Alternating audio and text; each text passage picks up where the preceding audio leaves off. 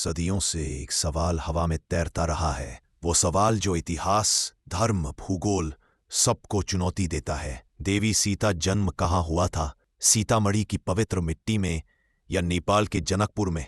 आज हम उस रहस्य की परतें हटाने जा रहे हैं जिसे वक्त ने हमेशा आधा उजागर और आधा छुपा कर रखा। भारत का मिथिला, नेपाल का मिथिला, दो देश, एक संस्कृति और एक नाम सीता। लेकिन इस एक नाम के पीछे छिपा है दो जन्मस्थलों का संघर्ष, दो परंपराओं का दावा और एक ऐसा रहस्य जो शायद आज भी पूरी तरह खुल नहीं पाया। हम दोनों स्थानों की कथाओं, परंपराओं और ऐतिहासिक सुरागों को जोड़ेंगे ताकि सच के जितना हो सके उतना करीब पहुंच सकें।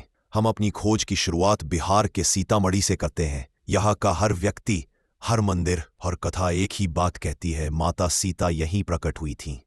कहानी कहती है कि राजा जनक ने एक यज्ञ की तैयारी में खेत जोता और उसी हल के फाल से मिट्टी दो हिस्सों में बंटी और वहां एक दिव्य बालिका मिली, सीता। सीतामढ़ी की मिट्टी को जनक भूमि का दर्जा देने वाली यह परंपरा सिर्फ जनश्रुति नहीं बल्कि सदियों से चली आ रही मान्यता है। स्थानीय लोग मानते हैं यह वही प्राचीन मिथिला है जहां जनक का साम्राज्य फला फूला, और यदि मिथिला यहाँ था तो सीता का जन्म भी इसी मिट्टी में हुआ होगा। लेकिन यह सिर्फ कहानी का आधा हिस्सा है, क्योंकि कुछ सबूत, कुछ परंपराएं और कुछ प्राचीन मानचित्र एक बिल्कुल अलग कहानी कहते हैं। कहानी जो हमें नेपाल की ओर खींच ले जाती है। नेपाल का जनकपुर एक ऐसा स्थान जहां सीता केवल देवी नहीं, एक बेटी की तरह पूजी जाती है। यहाँ का मानना है कि राजा जनक का वास्तविक महल यहीं था। जनकपुर के लोग दावा करते हैं सीता का जन्म यहीं हुआ था, इसी धरती पर। यहाँ के त्योहार, यहाँ की परंपराएं, यहाँ की कथाएं सब इसी तथ्य को और मजबूत करती है। नेपाल में सीता कुटी, विवाह मंडप, अशोक वाटिका से जुड़ी स्थलीय स्मृतियां आज भी जीवंत है।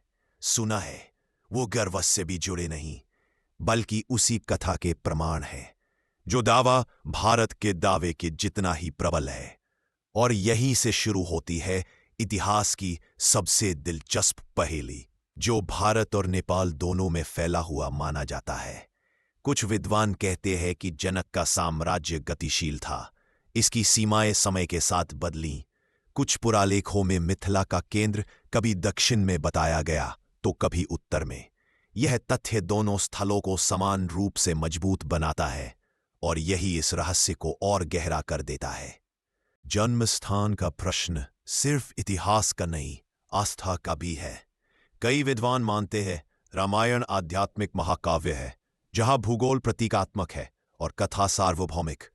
तो क्या वास्तव में कोई एक जगह निर्णायक हो सकती है, या देवी सीता की कथा किसी एक मिट्टी तक सीमित ही नहीं थी? संभव है सत्य दोनों स्थानों में बंटा हुआ हो।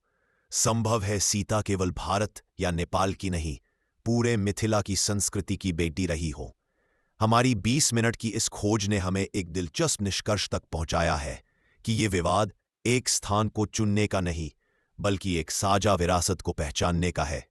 सीतामढ़ी हो या जनकपुर, दोनों स्थानों में वही श्रद्धा, वही इतिहास, वही भावनाएं धड़कती है। और शायद यही सच्चाई है, सीता सीमाओं की नहीं, पूरी मिथिला की बेटी है।